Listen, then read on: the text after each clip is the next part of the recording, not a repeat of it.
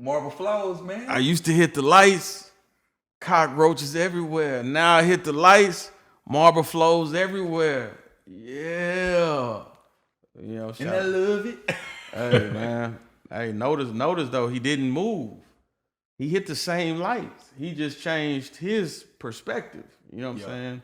It's a great line, one of the great, in my opinion, overlooked lines in the ism of hip hop. But we here today, man, in a celebratory mood, man. Celebration. It's always a celebration around November, right? Most definitely. Most definitely. Hey, we celebrate this holiday call. Man, hey, and you know something I learned from our ancestor Bear Shango is actually pre-slavery times in our, times when we built, to this day, perhaps the greatest civilizations to walk this earth. Mm-hmm. Our ancestors, you know how in America, 5 days, you work, 2-day weekend, even in, Christianity, biblically, 6-day work, 7-day rest. Yeah. Well, what our ancestors practiced was actually really a radical schedule. 1/3 of the time they worked, 2/3 of the time they celebrated. And I was like, wow, that's a real interesting, paradigm. And even to this day, hey, France, they don't mind calling, hey, the whole country take a half day, so drink some wine. Yeah. Yeah, we talking about Thanksgiving. Yep. Holiday that we've been celebrating since when you first hear about Thanksgiving? Man, I don't really have no memory of not knowing about Thanksgiving. Yeah, just kind of watching TV, you see the parade. Yeah. Come on, football games, the traditions. Yeah. Of Thanksgiving, and we practice traditions and we celebrate things. But how often do we question what we celebrate or what we participate in? Man, I say little, if any. And even when the questions are brought up, I think there's stages to questioning it. And I think like the first stage is like, kind of like, man, hey, this don't fully make no sense. I ain't tripping. I'm spending time with my family. I'm catching up. Hey, this some BS. Yeah, it is. But so what? But then the next stage, I feel like it's kind of where we at now, where we like, hold up, man. I really want to be giving this my energy. You know what I'm saying? Do I want to acknowledge this? Because we don't practice it in the. I guess for Black people, we always add our spin on it, so it becomes a family day. Yeah, a day that everyone gets together, sit around, watch TV, catch up. Yeah, catch up with family that we hadn't seen and may be out of town, and then we eat the traditional food that goes along with the holiday. Now that's one of the things that we do as Black people. We still carry the traditions of the food that's associated with it, the other things that's associated with it, like football and all of that. So that's the modern times and how we do it. And when we were talking about this subject for this particular episode of Gentleman's History Hour, I had to find a way to make research fun. Because I knew certain bits and pieces of what we call Thanksgiving. Yeah. Because, you hear certain things and you hear people say, oh man, this happened or this happened. And it's very vague. Oh man, the Native Americans. And you hear like something bad happened to the Native Americans. Well, why is that? You hear stuff like Pilgrims, who were they? So my deep dive was, let me study the Pilgrims. Who in the hell were they? Because I heard the name. Yeah. We grow up hearing it, but I've never in my life just wanted to explore. Yeah, tell me about your Pilgrim deep dive. I just want to, I'm riding shotgun. I want to hear about this adventure. Even before that, what I would suggest to people is starting, and we got the book. One of the books that I really love is A History of Black America Before the Mayflower, which really goes good with this episode. LaRon Bennett Jr. wrote the book. It's an older book, but hey, the knowledge is there. Knowledge is timeless. Okay. But before we even get to the Pilgrims, the history of when people say the word Europeans, we refer to white people, say that, the Europeans.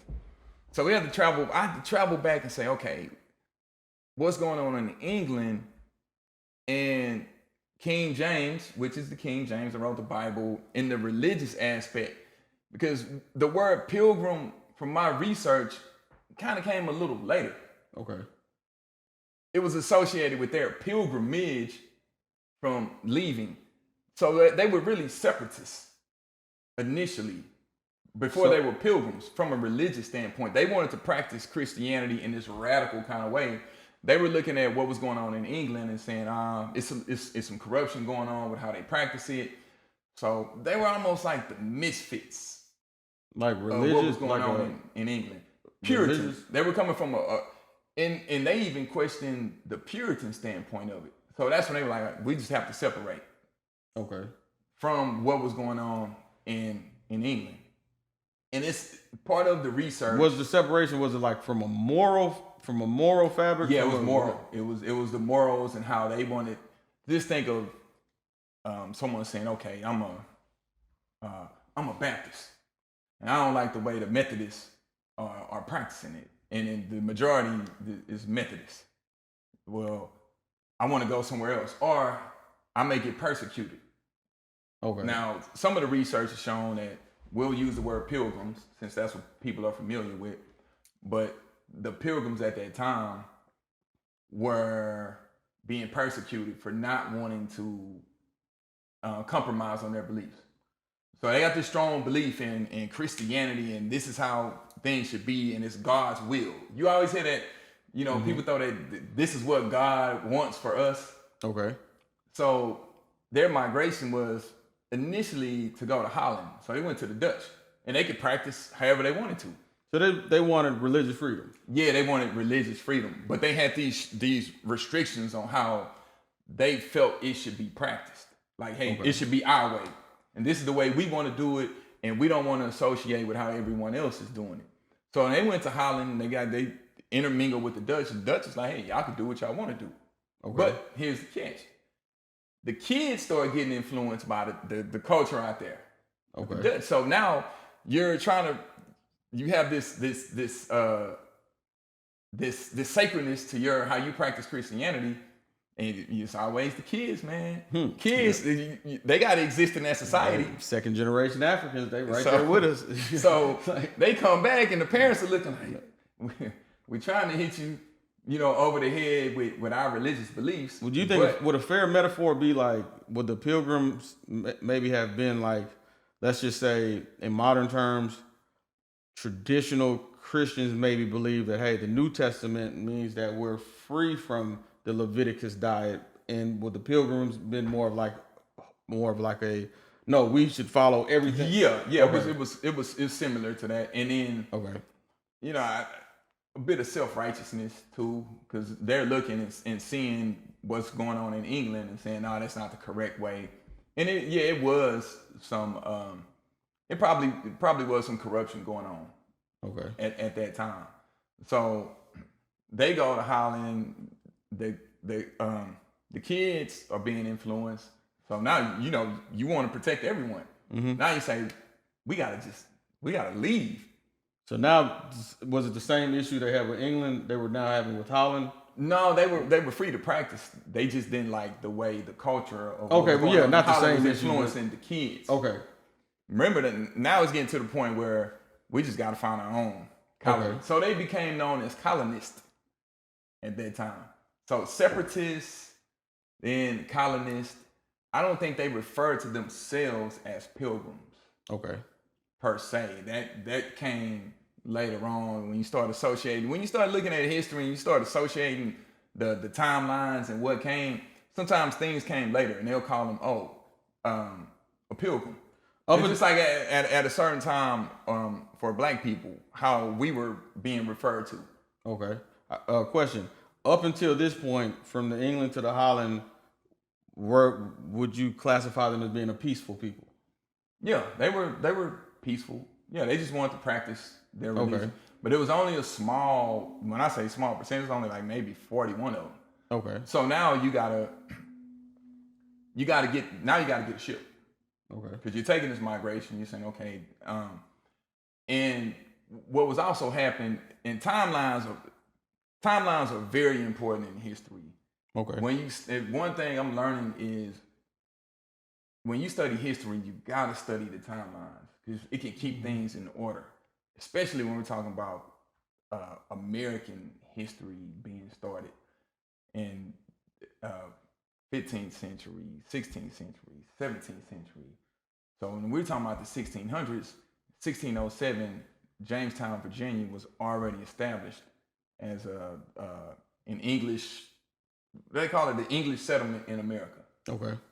Now, to go back, that was established in 1607. Then 1619 is where we get to the whole before the Mayflower, where it's been documented that there were black people in on a ship, a Dutch warship, that was looking to settle. They settled in Jamestown, Virginia, in 1619. Were these black people on the ship voluntarily going to settle in a new land, or were they in some type of enslavement? There was indentured servitude. Okay. And the weird thing is they had these Spanish names. It was about 23 black people, but the two that got the most attention was Anthony and Isabella, and they had a baby together named William, and that baby was considered the first born black American in this English settlement. But that was in like the 1624, sometime around there, because they got there in 1619.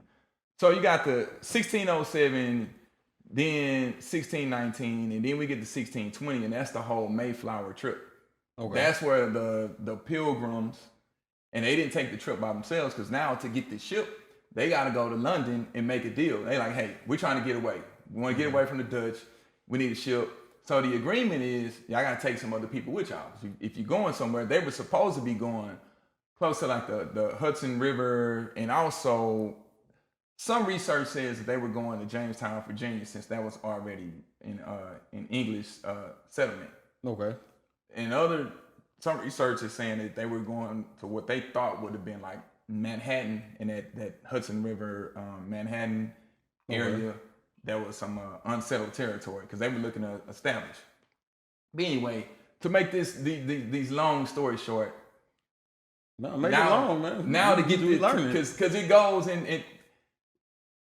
The thing of studying Thanksgiving is not just, all right, let's just start with the whole cowboys and Indians theory of it, or let's go all the way back to how this started, and then make that timeline, and then get into the now, and then how we interpret it. But doing the deep dive with the history and making that timeline and knowing that, okay, now even before they got on the Mayflower, they got on another ship. It was called the Speedwell. That ship couldn't take off. It had problems. It had holes in it twice. So then they had to get the Mayflower. The Mayflower was a big ship. It was only 41 of them. To get the deal from the London company, it was, I forget the name, but they invested in saying, okay, you start this new land. It was a deal of some indentured servitude, even with the separatists, or what we'll call them, the Pilgrims.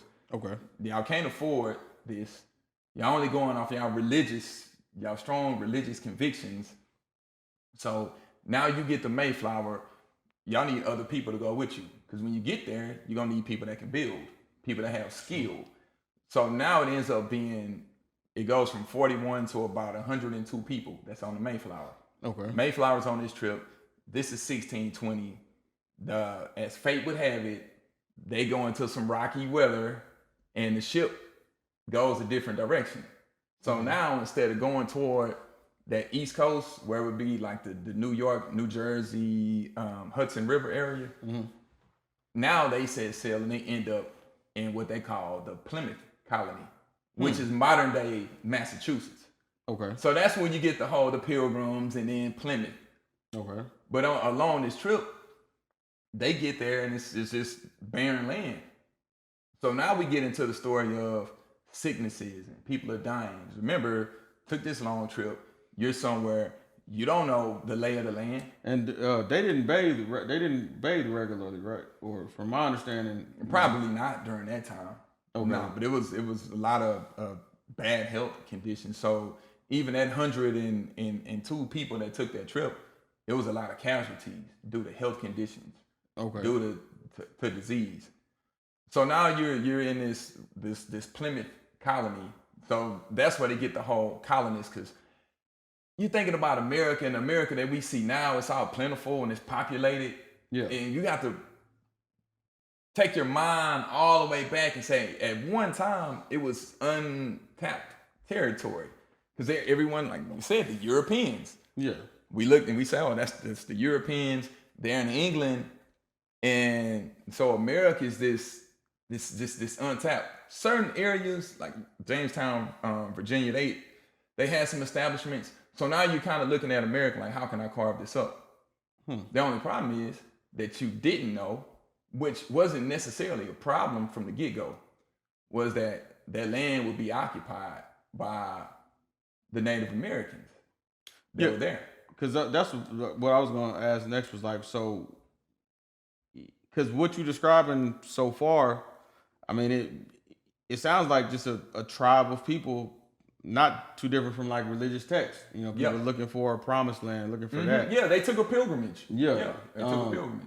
So I guess the thing I wonder is like, so at what point does it become something dark, and and where the righteous side seems to take a back seat to the nefarious killing of people, smallpox, like that's the weird thing about the religious side, which made it cunning, because a lot of that, the whole massacre stuff started happening, from my research, over periods of time. It didn't initially, it wasn't like, we come to this land, we see a Native American, we got guns, we're gonna kill them.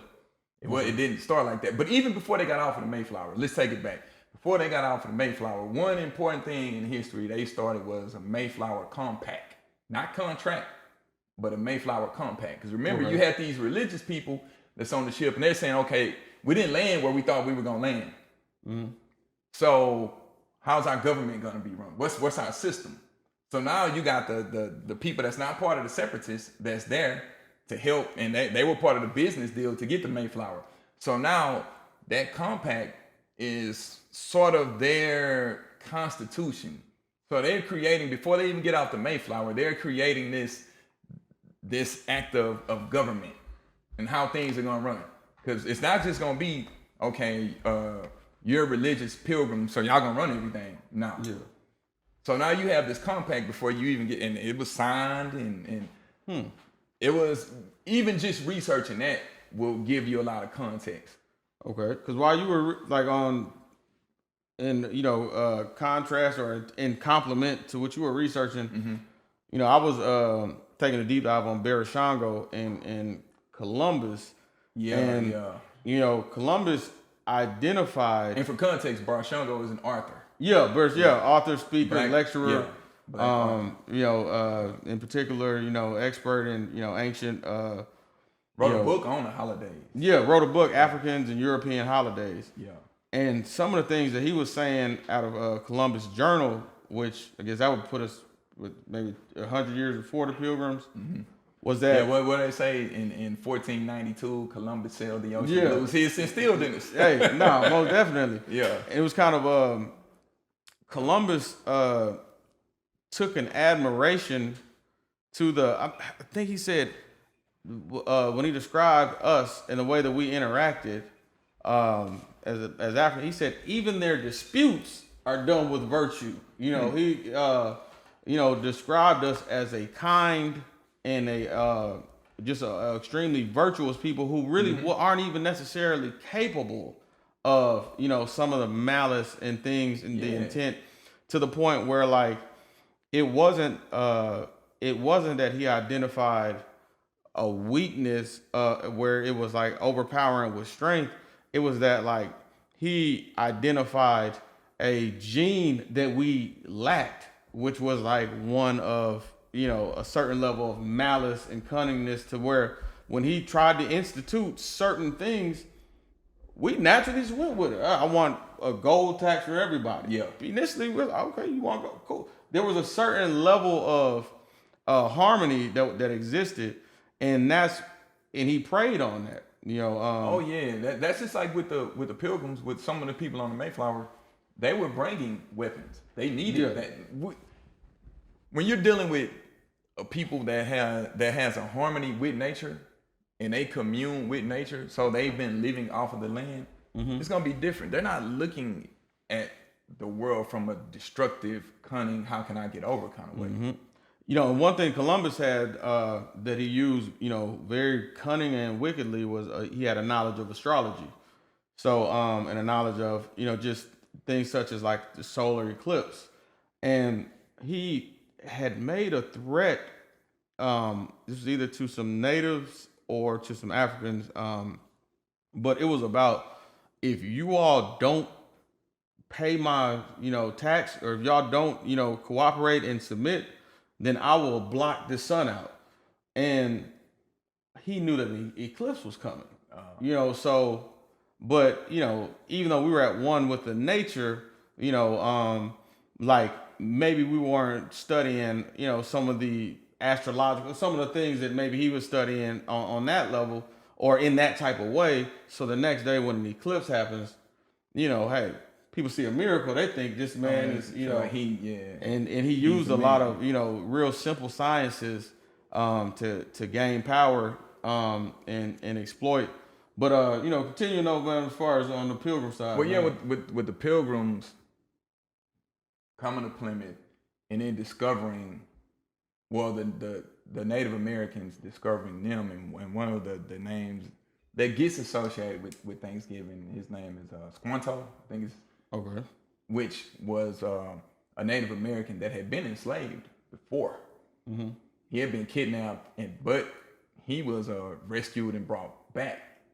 And so the tribe that was there that he was a part of, their leader was Massaquoi, and they were the Wampanoag tribe.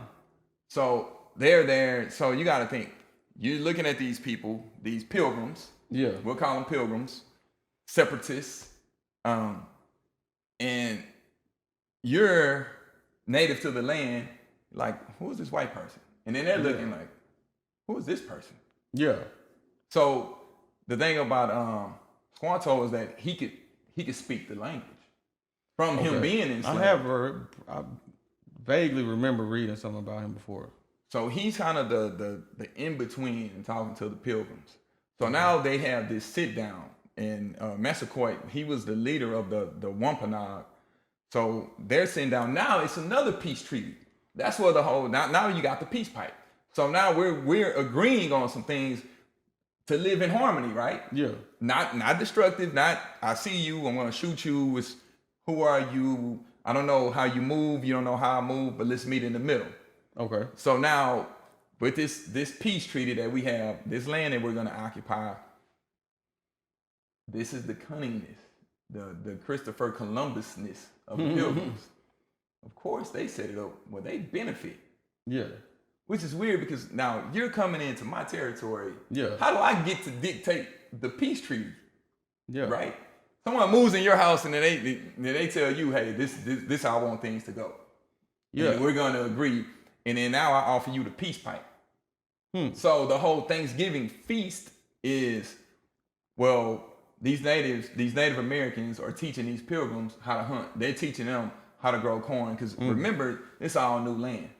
Yep. They're saying, hey, this is how you survive. Giving them the game. Teaching them how to survive.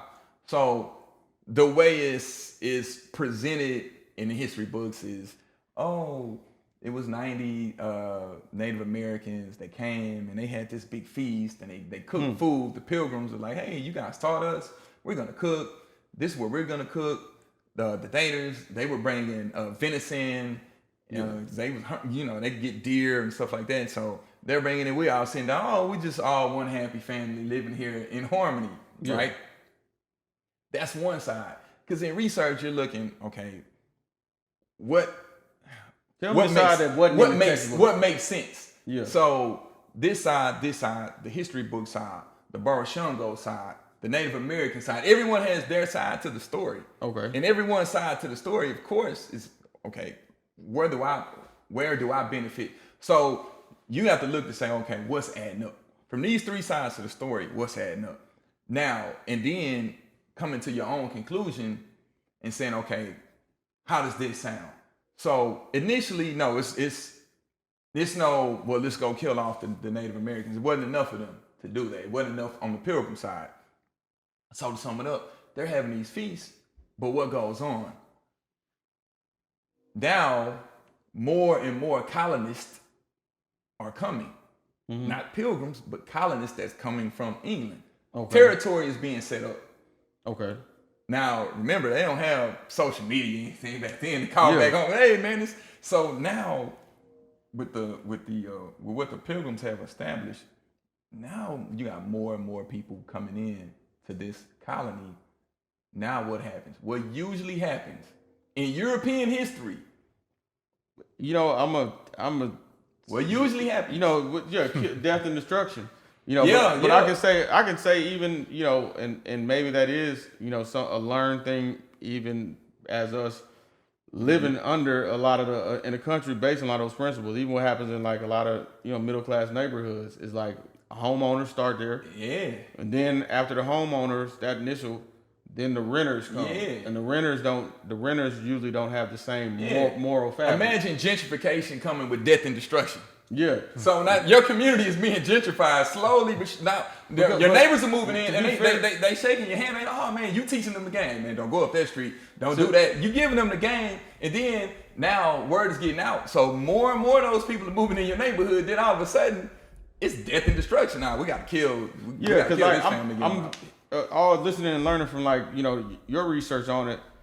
For me, I just look at, you know, regardless of how many stories history tells, you know, one race of people was thriving, doing fine. Another race of people came, and then the race of people that was thriving and doing fine wound up with smallpox, dead, and their land taken. Yeah. So I don't, you know, the story of how it was, I don't know how there could be any story behind outside of a nefarious one. Now, what you are bringing a new insight to the fact that, hey, is it possible that maybe the original Pilgrims actually did have good intent and then lived in a certain level of peace, and then it was a second wave that came and brought that's a new. Well, it was waves, but out of desperation, what else were they gonna do? They're trying to learn and survive at this time.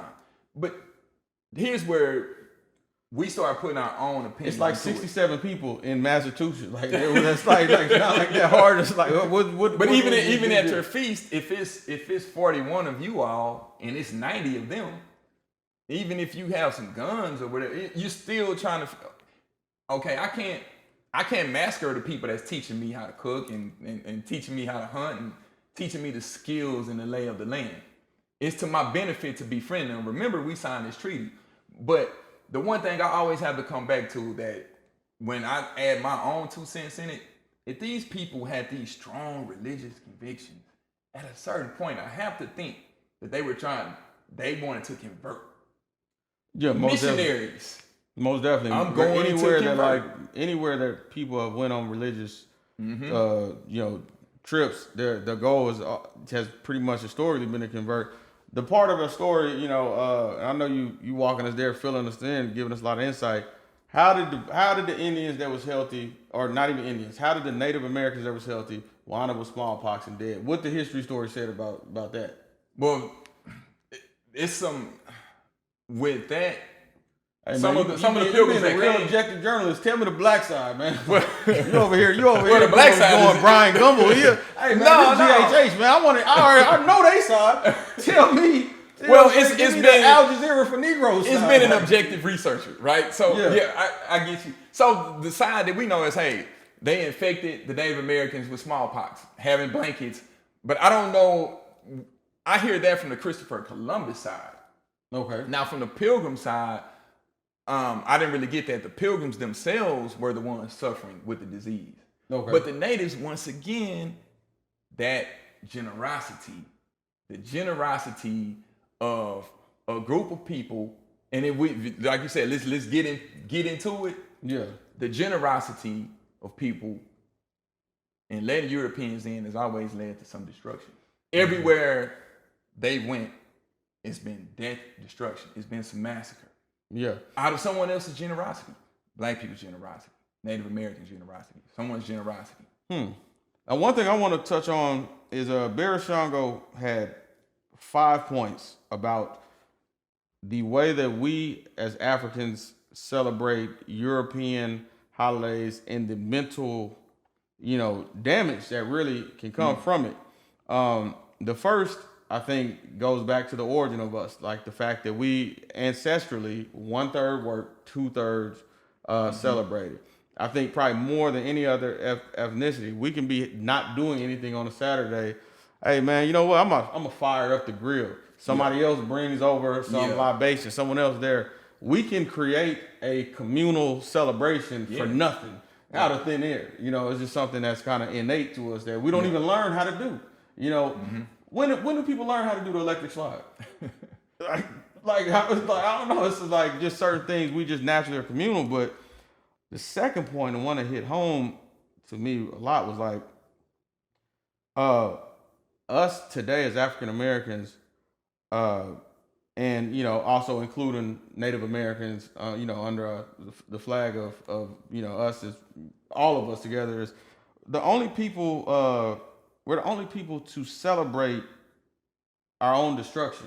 Yeah. Like everyone else celebrates wars that they won. Yeah. Like we celebrate wars that we lost. You know what I'm saying? Or we celebrate moments that were a loss to us. So I know in particular, specifically, we're talking about Thanksgiving and the Pilgrims, but I mean, the Pilgrims will be a loss. The fact that Columbus. That's why would they want to celebrate that? Yeah, and the fact that Columbus would come and have done what he did, and now there's nothing about Thanksgiving that is empowering to us as melanated people. And the third point though that he really hit on, that really I was like, man, it make a lot of sense, is he says celebrating creates an emotional bond to what you're celebrating. Definitely, that's a bar. And so I think about like a Thanksgiving, I think about a Christmas, I think about even it's almost like something isn't true, but you celebrated it, and there is a level of an emotional, but there's certain memories that are attached to Christmas. Yeah, definitely. So even knowing that Christmas is a pagan holiday, knowing that Jesus. It's the emotion behind it. Yeah, there's an emotion put into it, and we get connected. It's the emotional connection. Even if you know the history, it's still an emotional connection. That's like keep celebrating. If you go to church, right? You may not be a Christian, but if you were raised Christian, at a certain point you said, "I'm not a Christian." When you go to church, it's still an emotional connection that comes from it. And I think.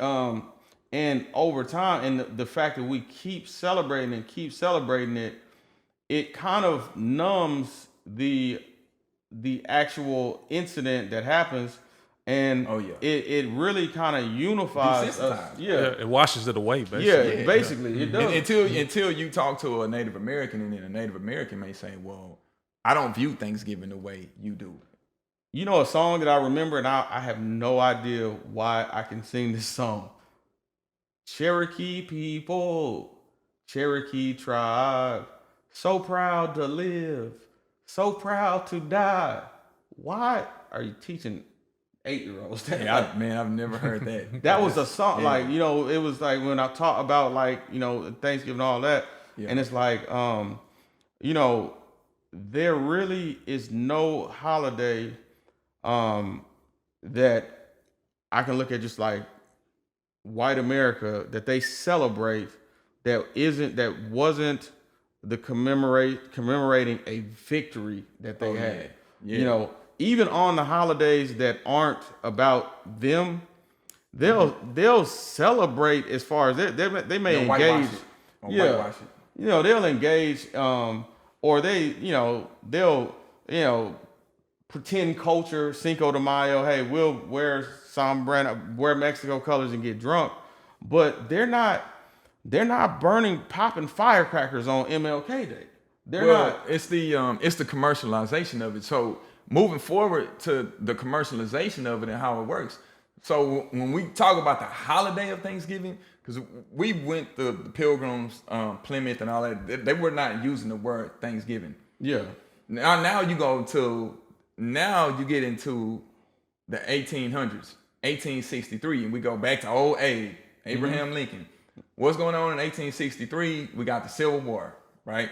Okay. Getting ready, coming to an end. So old Abe, like, hey, to kind of, what they say, throw a distraction or to unify everybody.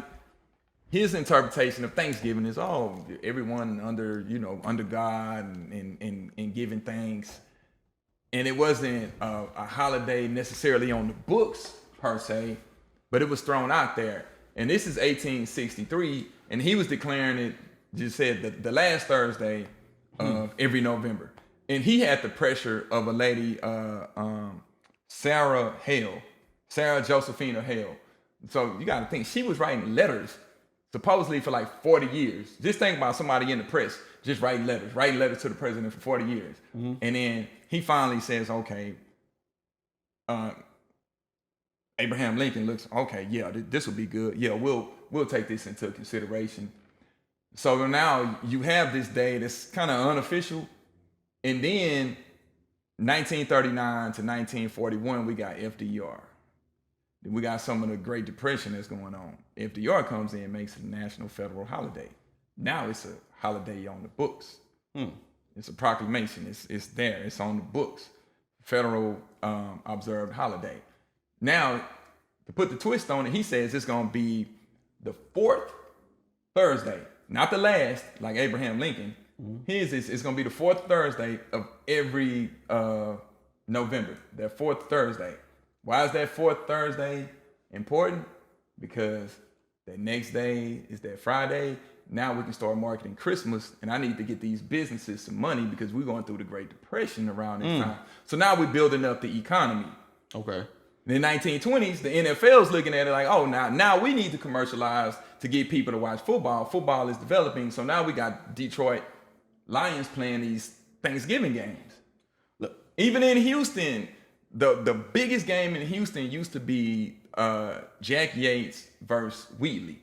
And that's just a little sidebar. But that kind of goes into us taking on those traditions and the marketing of it. So now you got this marketing effect with FDR having the foresight of saying, hey, we got to do it on this date. So now we can get the stores to start marketing for Christmas right after. So now we can start making that money. Now, so I received that, and I'll say the one point that I was reading two studies about us celebrating though is, do you believe that us celebrating these holidays, not only celebrating them, but celebrating them along, white people who are celebrating this holiday from a totally different angle, kind of creates a certain like emotional attachment with us to them because they're celebrating a win. It's almost like if imagine being married to a woman who threw a big B-Day bash on her ex-husband's birthday.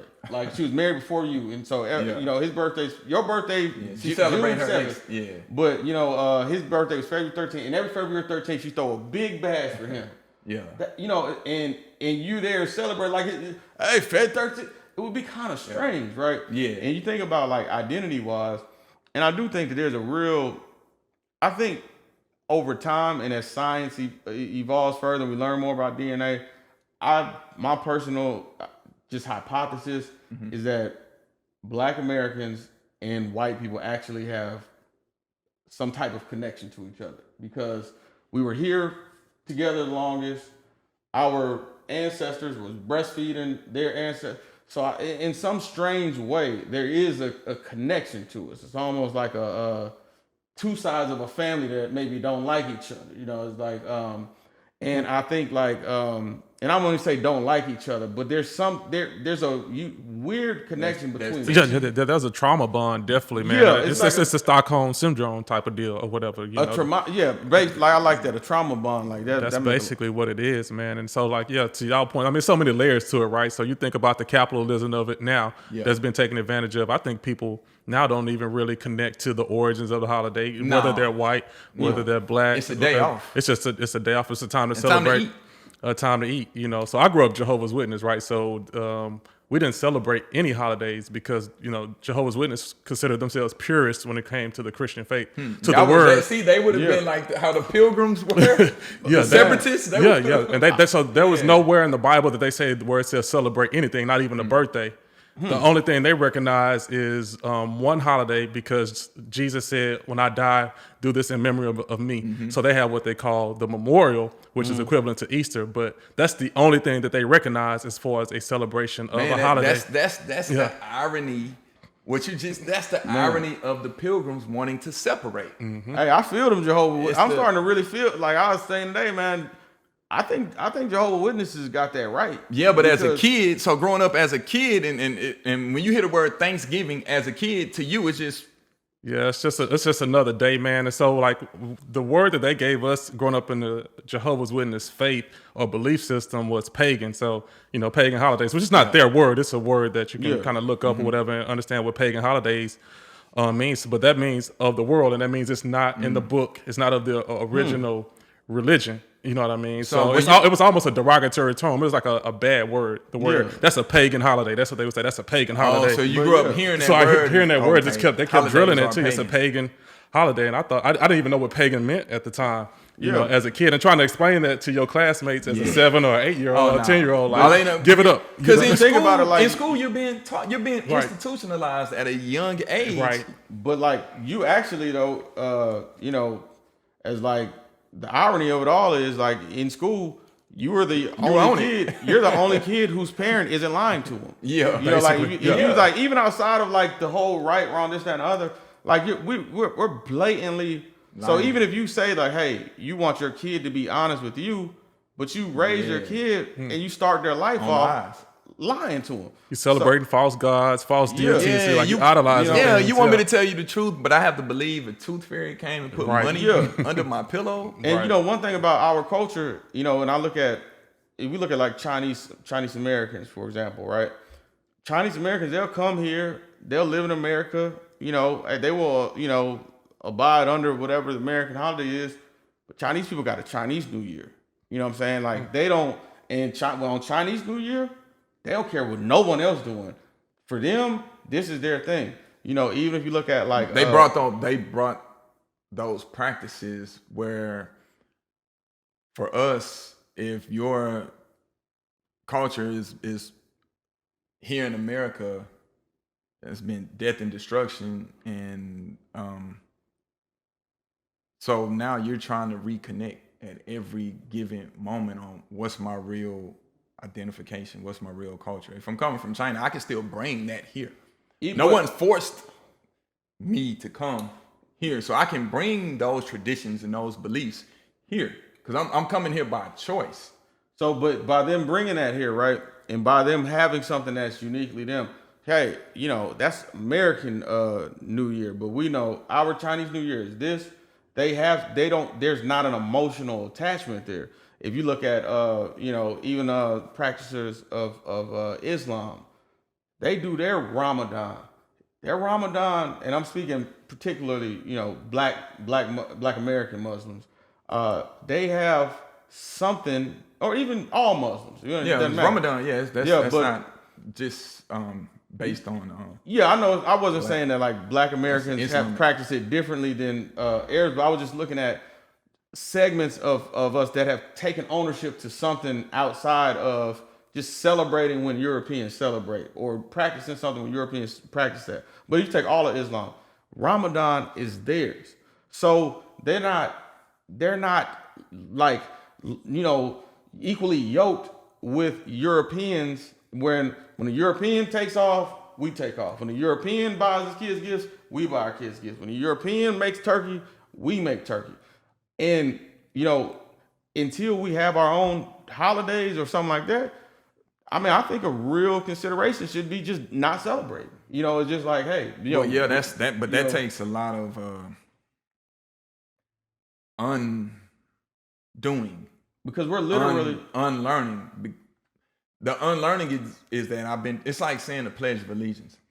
I've been doing it for so long. I pledge allegiance to the United States of America. Like, you've been doing it, even if you try to forget it, it's embedded in you because you've been institutionalized. They call them the colonists. They were just colonizers, right? Yeah. We hear that word now, and people watch Black Panther, and it started becoming a little more popular.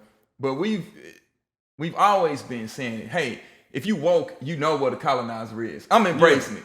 Hell, forget it, man. We can't be woke no more because that's a bad thing, right? Yeah. You can't be hotel no more. That's a bad thing. Man, forget it. Hey, we got free hotel. Gentlemen's History Hour. Hey, we woke. Hey, man, hey, and I'll take the darts. Yeah, hey, I'm woke, man. I'll take the darts.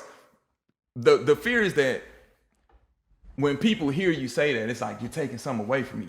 You taking Thanksgiving away from me? But then the weird thing about it is, we'll go see these movies, and it's been a meme, certain little memes that come out where they'll say, y'all talk about this on Columbus Day and talk about the slaughter of the Native Americans, and then y'all go and celebrate Thanksgiving.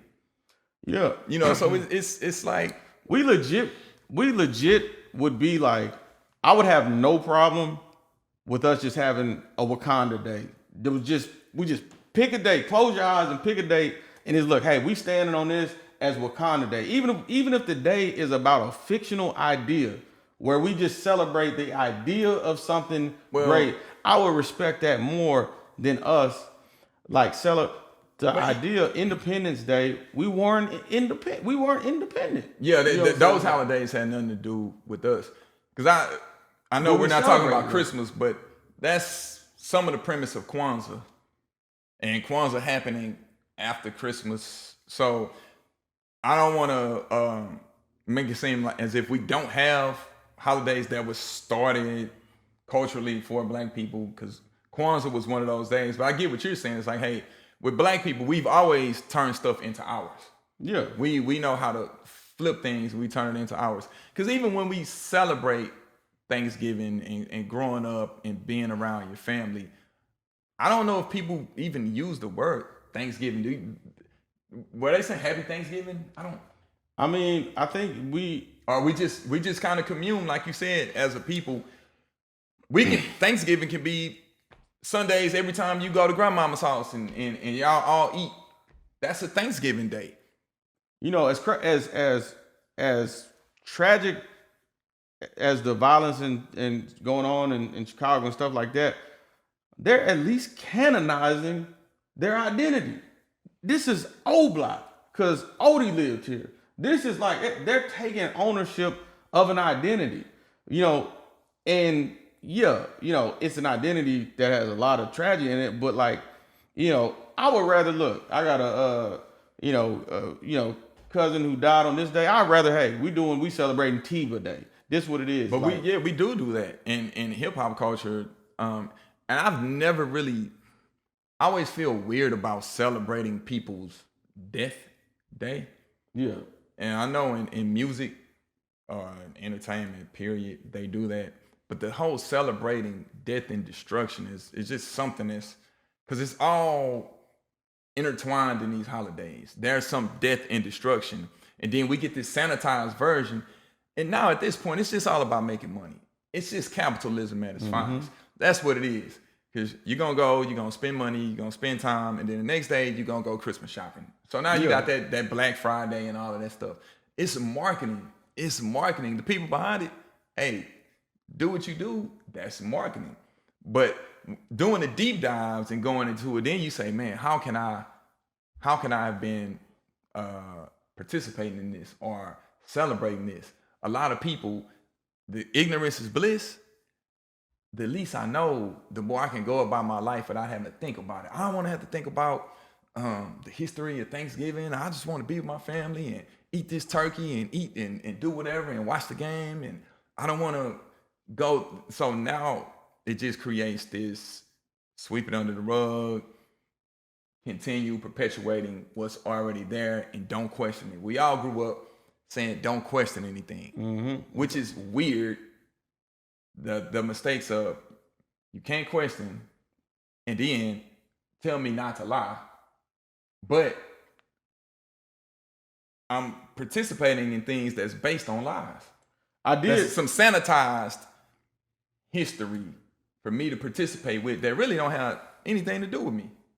I did try to create a holiday, or try to at least create a day about 2 years ago.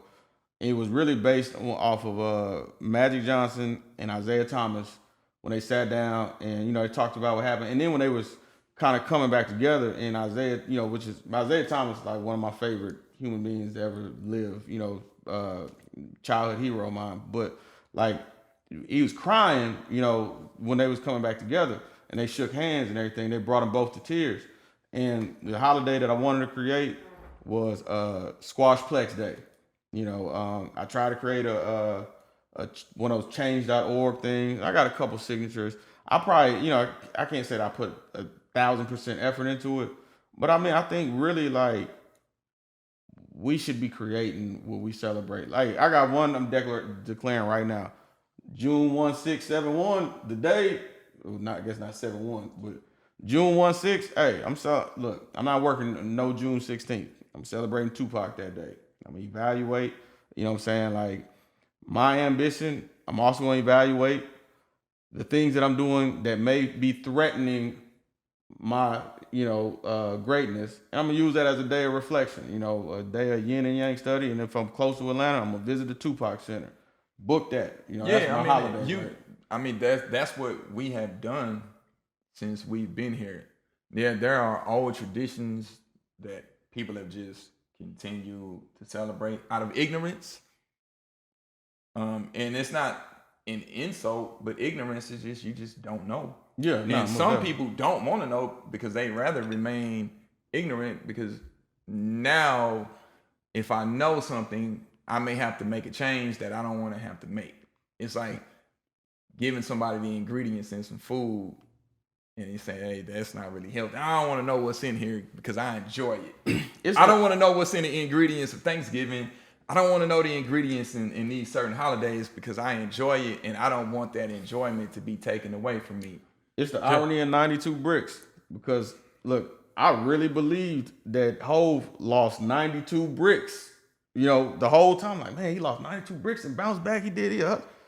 When I found out that by bricks, Hov really meant $1,000, like he lost 92 grand. I couldn't go back from bricks to that. No. Yeah. I'm gonna tell my kids Hov lost 92 bricks. So I understand, but it's like, and I don't know, maybe it takes, maybe this, I don't believe that maybe this is a generation who's ready to fully, take a objective look. One thing I learned from this past election is that like I thought we were at a different place objectively, and I thought our allegiance was a little bit more to ourselves than it was to parties, this, that, and the other. I don't think we're there yet. It may be something that our grandkids may be ready to do, but it takes time, because it's a hard thing. Because as much I'm sitting here saying all of this, but hey, my grandma's birthday July 1st. My aunt Kathy, her birthday is July 2nd. I'm not gonna not go to Detroit 4th of July. And if I'm there in Detroit and we have in Southfield of my man and they, burning, grilling, pop, I'm not gonna be like, what are we doing? So hey man, to know better inherently means you have to be responsible for what you know, for the knowledge or whatever. So that's why they say you know better, you do better. What I mean? And that's the thing. People don't want to be responsible. That's why ignorance is bliss, because people know that it's more to this existence or whatever. But to know more means, you know what, I'm gonna have to live up to my knowledge and whatever. Yeah, that's a good point. You look like or it seems like you're a killjoy, like how you're taking the fun, because a lot of it is just people are equated with a good time. Mm-hmm. Yeah. And that enjoyment and knowing better, doing better. Well, sometimes knowing better makes you have to evaluate and make critical decisions on how it's affecting you and your mental. The and that's just killjoy outside part. of holidays. But yeah, The killjoy part the is fun. tough. You're taking the fun away. Yeah. Oh man, you telling me I can't? Oh no, man, I want to eat my turkey.